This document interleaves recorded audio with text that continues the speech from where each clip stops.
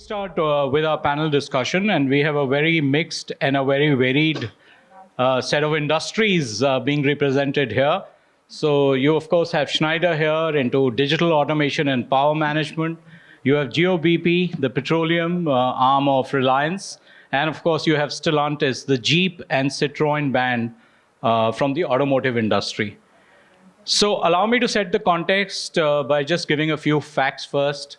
Why are we talking about the India consumption story? So what is predicted by the pundits is 6.4% to 6.7% is the rate at which the economy is going to keep growing. India has already risen to the 5th position in terms of destination for global CEOs, up from the 9th position that we were at. According to the 27th annual Global CEO Survey conducted by PwC, 70% of the CEOs in India are very confident about their company's growth prospects, right? And of course, last but not the least, you have a growing middle class with a higher spend. And as income brackets rise, the middle class is almost touted to become 60% of the total population by 2040. Now, given this context, how do you see the growth panning out in your industry and your peers? How do you see this growth? Are you sensing what we are seeing as facts?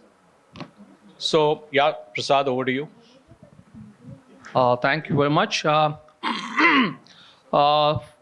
Quick introduction from my side. I am half the age of Mr. Bhagwati. If Schneider is 200-year-old, then my company, that is Citroën, is 100 years old. So that's the company that I represent. And we are Stellantis, which is the formation of Jeep and Citroën. So I represent in this forum the auto industry. In fact, you rightly mentioned auto industry is the one which really works in partnership with the front end. Those are our dealers. So coming to the auto consumption or the consumption in the economy, the thing that we are witnessing all along is the auto industry generally grows at 1.5 times the speed of the GDP. If GDP is at 6%, 7%, we are growing at 9 to 10%. That's what we are witnessing for last several years.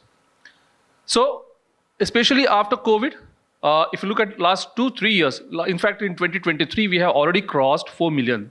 So, if you take the calendar year, we already crossed 42, that is 4.2 million. And this year, we are expecting to reach 4.8 million. That's going to be the size of the industry we are talking about. This is one aspect. Second aspect is, if you look at the total valuation of the industry, earlier, 75% used to be the sub 4 meter or the small cars. Today, 50% are SUVs. And the small cars consumption, which is Wagoners and the Altos of the world, they have become just 20%. So in terms of the value, we have gone up. Few years back, the first car or the entry-level car used to be Swift. Or maybe, today it is Swift. Earlier it used to be Alto or Wagoner. So a 22, 24-year young boy who's getting into the job, his first car is no longer Alto. So maybe a time will come 2 years, 3 years later, we'll not see a single Alto getting sold out of a showroom. So that's the way the industry is growing. Same is the phenomena we are witnessing in two-wheeler. It's the whole value chain in terms of the consumption that is growing, and it will continue. The electric car, e-vehicles, worldwide, if you see the most developed market, that's Europe, is around 3 to 4% of the industry. China is the exception, whereas in the market, the 10% is almost EV consumption. India is growing rapidly. Today, we are already at 1%, and it is bound to be 3% going forward. So that's the way the consumption is growing, not in just numbers, but in valuation. Value. All right. Yeah, Sandeep. So why don't you share how is the petroleum business? Okay. So 200-year-old company, 100-year-old company, just 3-year-old. So I'm going to go and sit there. Okay. So the fact of the matter is that we are not a petroleum company. Okay. So we are also a petroleum company, but there is EV, there is aviation fuel, there are convenience stores, there is Wild Bean Cafe. Okay, so what do you do when you charge your car? You have coffee. Okay, so we are that kind of a company, and so why are we here? We are here, there's already, Indian Oil, HPCL, BPCL, everybody is there. But then, 1910, when number of horses became equal to number of cars, and then the car revolution started. So we hope, and we very passionately hope, at some point in time, the mix will keep on changing. Okay, and we want to be that universal company, the way ICICI Bank or Kotak Bank is a universal bank. Right from home loan, car loan, education loan, everything you have. We want to be that organization which is going to cater to each and every energy demand which you may have. Tomorrow, if you run our vehicles on water, we want to be there. We want to give you water to run your vehicles. So business has been good. We came up in, right in the middle of COVID. I don't know why the launch date was COVID, but we did not even see each other. So business was not very exciting. Then market improved, and then Russia and Ukraine decided to have a party.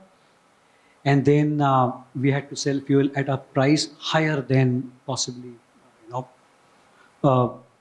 we buy, because if we sell, we make losses. If we don't, then what kind of a company we are? So we've survived all of that. So resilience is inbuilt in the organization. Here is year number 3, which looks to be very good. Talent is not a problem. Right. Thank you, Sandeep. Yes, Bhagwati. So we know for sure that Schneider is making huge investments in India, and India is becoming a hub by itself. So can you throw some light on that? Yeah, so I think you talked about India's story. So I want to just share some data points which might be very important. So first of all, India, we keep talking about 5 trillion economy. We keep talking about, the only question is whether it will be the second largest or third largest, right? I mean, that's the only question we keep talking. Yeah. But I want to give you a data point on a per capita basis, per person basis. India stands 104th in the world on a per person electricity usage. So a country which is going to be second largest or third largest on overall GDP, can it stay 104th on electricity consumption? Not going to happen. So over time, as affluence increases, the electricity consumption is going to increase. And name of the company is Schneider Electric, right? Not Schneider Mechanical or Schneider something else. So good news is we have, and again, they say trend, make it your friend, because if a trend goes against you, you become a Nokia, right? So right now, we believe there are 5 mega trends, which are 50 to 100 year long trends. And we have 5 as the tailwinds. So that's what we are looking at. And India will probably have a 6th one also. So, I mean, great times. And that's the reason internally in Schneider Electric, we say India is now being called a hub. And hub basically means that we design products in India. We manufacture in India. So complete ecosystem. While we are a global company, a hub has complete flexibility while it remains a global company. So there are only 4 hubs for Schneider Electric. It's France, it's China, US, and India. So, I mean, that tells you how important India is in the whole story. Great. Sounds exhilarating to hear leaders say, and it's so exciting to be partnering all of you. Now, when we talk about the consumption story, I think it is very intricately linked to talent capabilities. Because while there is opportunity, but that opportunity has to be encashed. And somewhere in your minds as leaders, I'm sure it's the first mover advantage which keeps playing in the mind. Okay, can I be the first one to capture that growth opportunity? So what is your view on building talent capabilities to unlock the full potential of this narrative? Yeah, you can go with you, Prasad. So when it comes to auto industry, the biggest challenge for us is to retain the talent. This is the industry which works with very thin margin. I'm sure those who are not associated with auto, they always feel a dealer who is selling a car which is 20 lakhs, he must be making tons of money. But believe me, he doesn't. So next time when you think of buying a car, don't think for a discount, think of a car. So he's already bleeding. So he is already bleeding. Reason being, the cost structure in this industry is very high, and the margin at which he works is too thin. Whatever may be the reason, maybe in 83, 84, when Maruti started the business, the dynamics, the economics was totally different. And maybe that is the reason why we are still continuing with that thin margin ecosystem. But that's a different story. Now, the real estate is not in sync with the industry because real estate cost is going up. So the consumables are going up. So when it comes to maintaining the viability of the business, the only lever that dealer has is on the manpower. Unfortunately, the manpower is the victim of this tight ecosystem or tight economics of this business. So the impact is in terms of retaining the manpower, training the manpower, and for manpower to see this as a complete career perspective. So what happens is when we receive manpower in auto industry, they look at us as a stepping stone, and it's not their full-time automotive career. Unfortunately. And that's the reason, firstly, attracting talent, retaining them, training them, and making them effective is the biggest challenge. That's number one. Number two, the talent that we get are not the ones who are academically fantastic. Otherwise, they would never come to the auto industry. So the talent that we get, we need to nurture them in terms of achieving the volume, achieving the KPIs, and being productive. Thirdly, the age bracket of these youngsters is from 20 to 26. And that's the reason why I said they always look at auto retail as a stepping stone, as not a permanent career. So for them, to attract their attention, to engage them with the knowledge or the skill set and making them to deliver is third challenge.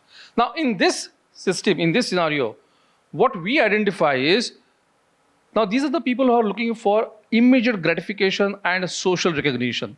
Sure. Maybe challenges, every industry has its own set of challenges. Now we have these challenges, but now we have to find out a solution, move forward.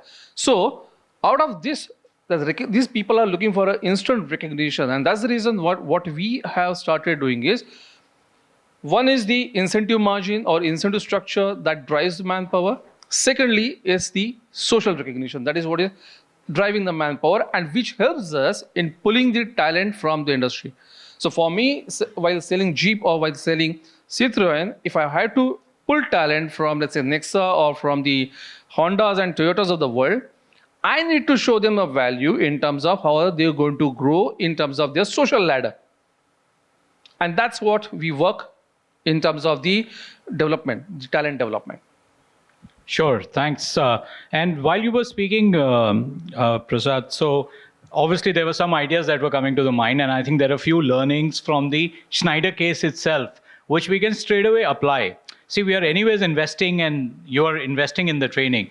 But if we give it a curriculum, a structure of an academy, and then you are able to certify people, and that helps you retain, because it becomes aspirational for the employee that he's part of a certain academy. You're doing the same thing which you're doing any which ways, but you structure it in a different way. So maybe we can later definitely speak on this. Now, Sandeep, so what do you look at? How can you develop the talent? What can you do differently to unlock this great potential which is available? So as I said right at the beginning, talent is available. So, extremely grateful to this country. There are many educated folks available. Now, this is a resource. What can you do with it? So our mindset is, what can you do with whatever you have? So for us, primarily sales and primarily people who construct our mini Taj Mahals, which is, fuel stations or EV charging stations. So spread the net wider. The test is on your aptitude. Learnability. This is what I learned at Infosys. Learnability is supreme. If you can learn, then you can earn. No problem. So Yogesh, Arnab, my team members out here, I give them MBAs and they make, area sales managers out of them. I just cannot go to a public sector organization and get talent from them. And I don't want to. Okay? Because, we want youth who will possibly see the whole spectrum of energy. If you sold only petrol and diesel, with us you will sell maybe 4-5 types of fuels. The other part is, I always passionately note down data, figures, and numbers, and I suddenly remembered that 32% of my job impact is on talent management. That's how I can show. If you move talent, you have a better chance of keeping them, which means to say, 2 years you do this, 2 years you do EV, 2 years you do CNG, and I make you this. Okay? The more mobility you show, we are a mobility company. If the talent cannot move, then what's the point? The more mobility you show, okay, the better experience you give. That equation is actually talent management. There's nothing more than that. And 0.4% of your talent management, that's the regression coefficient, impacts your financial outcome. Okay, this is my equation, thanks to engineering, which I present to my CEO and say, "Aapke isme hamara bahut bada haath hai." So we have no issues in terms of whatever wild ideas we want to go ahead and do it. So talent is not an issue, availability is not an issue, but how you mold people.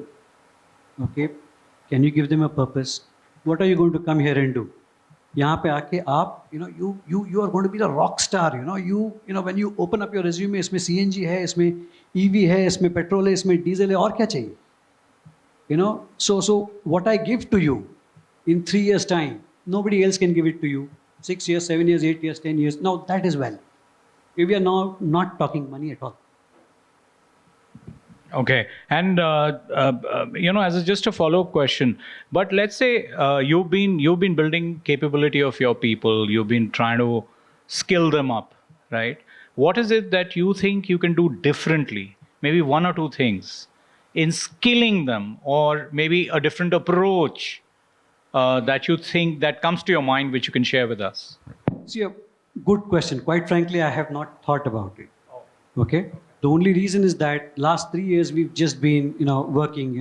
The last 2 days for us is like, bit of relaxation. We also get to hear some people. Otherwise, we are only delivering sermons. But what to do differently? If I have to apply, one, for us, thinking like a private equity investor. Where can I get cheapest resource from? What do I do to that resource that this resource turns, this year loha sona ban jayega? What can I do for that? Okay. How do I maximize it? How do I, 10 rupees mein 100 rupees ka kaam, an impact which is 1,000 times more. So that is what we've been thinking. We are going to experiment with a campus higher acclimatization program, which means to say that November, when I make you an offer, by the time you come to us in June, okay, we want you to be absolutely ready. 60%, 70%, you don't join us, no problem. You've learned. So this is small things which we are trying to do. But quite frankly, with the pace, we've been catching up on things, but not doing anything differently. Sure. And Bhagwati, over to you, because not only the India perspective, but I think you can also bring in a little bit of the nearby markets or the global perspective to say, are there any best practices that we can? So I think a couple of things which probably would come to mind. Obviously, we have to look at senior management. We have to look at all levels. But I think looking at overall talent ecosystem is very critical. And many times the organization gets split between, I only focus internally. And we just shared on the partner, and it's not two different things. They go together. So at Schneider Electric, we influence a very large number of people from a skill set angle. So a lot of times we'll talk about our own employees, and I'm sure a lot of us can talk about that, and then we talk about the partner. But can you think about one of the things which we influence is electricians? I mean, if you are going to be an electrician, which is a skill for life, which better company to learn from than Schneider Electric? So we work with the ITIs, we work with various other places, and we have done a lot of work there. We are doing some work in Odisha, and part of that is through the foundation. So we look at really upskilling across the board, and I think we've seen a lot of pyramids. I think we should look at skills as a complete, like a pyramid. I think it's very wide at the bottom, The numbers, if we talk India, but we can look at some other countries, the numbers are huge, and then you keep moving up. I think a lot of times, of course, there is a Pareto chart. We have to look at top management, we have to look at that, but I think we have to look at the wider. So wide and deep, we do that, and I think then we keep moving people up. So that's one. The second thing is, I think it's also an opportunity to influence larger than the jobs. And what do I mean by that is, I think if we really get deeper, finally it comes to how we are able to influence people's true purpose. So as we are getting new people, and especially some of the youngsters who are coming, are very interested in sustainability. And of course, my colleague is there and he's going to talk about that. And that's a huge area that we play in. So one of the challenges that with all this extra consumption is going to be that we are spoiling the planet. And that's where Schneider Electric comes in, and we believe that we are able to help on that side. So we not only help on one side where it is a consumption story, which is going to damage everything. We know what is happening in Bangalore and many other places. We are able to help on the other side also. So I think we are able to look at that. So a bigger purpose, and of course that pyramid is probably the two things I would say. Okay. Right. Thanks for that, Bhagwati. Now, what comes to my mind is, see, we all know the piece of the cake available in front of us, right? Now, from a very strategic point of view, and since you all are leading your, leaders in your respective companies and your leading departments, right? What is it? What levers you think you have, which you can now sort of go to when it comes to maximizing this opportunity? So, what levers are available to you within your companies, right?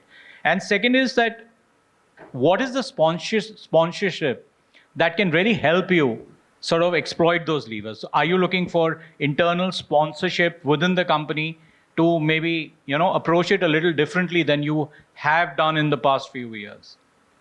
So some thoughts. We can start with you, Bhagwati, and then move. So I think, as I shared earlier, I think we need to be, one of the things is, in my role, I come from sales and business development, and I am focused on sales enablement. Not having any specific learning targets helped a lot. I'm ruthless when it comes to getting ROI on the money. I don't care about the number of hours. I mean, I mentioned some of those things. I think definitely helped. We need to be really business minded, try a few things, see what works, scale it up, and kill what doesn't work. So I think that's probably one lever if organizations can give to professionals like us, it goes a long way. Don't come back and ask us for number of hours, kitne hue, ghante kitne hue, ye kitna kiya. It doesn't matter. What matters is, are we able to drive the outcomes? Are we able to drive the business? So probably if I'm getting it and you saw some of that, I hope all of us get in some form. I think that'll go a long way. And in terms of sponsorship, do you think that's essential? Because I think that's one of the challenges, and it varies from organization to organization. So I think for me, it all starts with the sponsorship and the vision and the program that I shared. We had a very clear that we're going to drive the business and this is where we're going. So we only talk about that business outcome. And of course, the money which comes in, we don't need to even talk that absolutely we need sponsorship. There is no question about that. But I think that's a starting point. But the discussion was never about what trainings you're doing. It was all about, can you help me drive the business? Can you help me with this? And I think that's where I look at people as a talent, as the fifth P or sixth P we talked about, and being the differentiator. So I think that's the key thing. And I don't look at it as a essential function ki training karni hai kyunki log aa gaye. I mean, I look at it as a way of saying we're going to make the difference. So that's the way I look at it. Sure, thanks. Yes, Sandeep. So two things, levers and sponsorship. Okay, so I'll start with the sponsorship part first. Yeah. So without a sponsor, not going to go far. Okay. So very, very passionately build consensus. Okay. And when you're doing that, some of your ideas get refined and you get more ideas. So from a talent perspective, each and every leader, whenever we catch up for our meetings, it is their idea. Okay. My typical thing to them is that if we do this today, when you are retired, everybody will say, "वो मूर्ति sir थे, जिन्होंने इसकी नींव डाली थी." Just imagine, no. And imagination is big. People when they imagine, they say, "Yes, let's do it." Okay. Leadership is the only job where you can take some irrational risk, and I will justify it for you from a talent perspective. As simple as that. That is our perspective. That is how Yogesh, Arnab, and I operate. That is number one. Now, when we talk about a lever, every time we are searching for the lever from one side. But for me, the lever is the experienced folks who have spent their lifetime, at Reliance. We are a JV of Reliance and BP. So those folks have a wealth of knowledge. They have seen, we get stories, 36 months, we built the refinery, we did this, we did that, that point in time and all that. And I want those people. But I don't also want them to, occupy jobs. So those are the people who turn mentors. Your 5 years junior guy, you have to support and make him ready for that job. Okay, that is one part. The other part is, my lever is also my leader. Leaders are also stuck. Suddenly we are a 3-year-old company and everybody is expecting us to go 10x from now. I don't know how to do. Okay, I have been with you and I'm hoping that you will also keep me at that place after we grow, because the company is growing faster than I'm growing. Okay, that point in time we get senior leaders, MDs who've retired, folks on board to work with our folks, and this is not known to anybody. So my leadership is my lever. If they are the right sponsors as well, things get taken care of. And ultimately it's consensus. Absolutely. Agree with you entirely. And I think we should catch up next week in the office. Sure. Yes, Prasad, over to you. In auto industry, we are always running on the negative ROI. So absolutely, there is no scope for sponsorship. Clear. But we need to work on the levers. Those are available at our end. So the strength of our industry is the youthfulness. As I mentioned, the sales consultants, they are in the age bracket of 20 to 25. So as Jack Ma says, sure, the couple of the youthfulness, the energy, and the experience, which is 45 plus, the leadership position. If these two come together, then what happens is the magic that actually happens on the shop floor, at the dealership, on the showrooms. And we work diligently on that.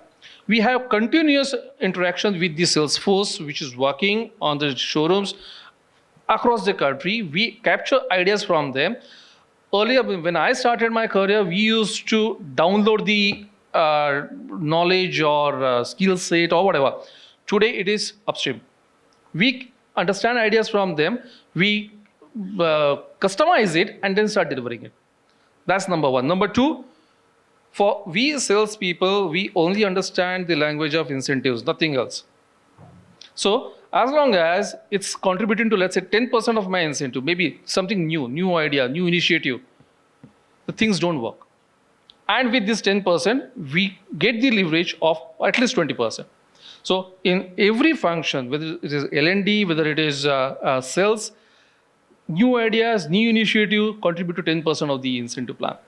Sure. So these are the two levers on which we work. Sure. Right. Thank you so much. Any questions anybody would like to ask before we end? All right. Okay. So we are a little behind time, so we'll catch up. So gentlemen, thank you so much. I think it was a pleasure. I think for all of us, thank you so much and really appreciate it.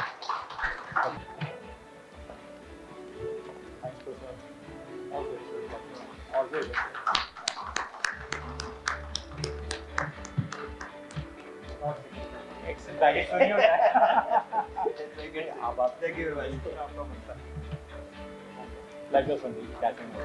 Thank you so much. Let's have a photo together. Yeah, let's come.